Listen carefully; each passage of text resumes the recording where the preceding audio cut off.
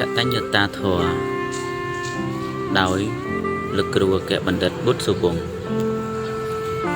កតញ្ញូតាការដឹងគុណជាទុនជីវិតពិតដ៏ឆ្នើមជួយញ៉ាំងបារមីដ៏សម្បើមនិងជាដង្ហើមនៃកុសលកតញ្ញូតាការដឹងគុណនាំចាកទារុណបាបកង្វល់គឺជាបញ្ញាគ្រឿងតម្កល់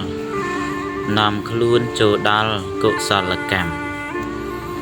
គុណធម៌ល្អណាស់ក្នុងខ្លួនមនុស្សកូនកុំប្រទូសត្រូវចងចាំ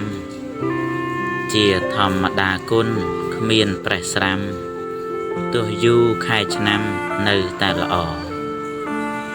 បើកូនចង់បានជាមនុស្សពិតត្រូវមានគំនិតថ្លៃបវរ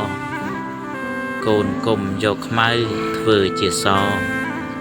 កុំយកគុណល្អមកជន់ឈ្លី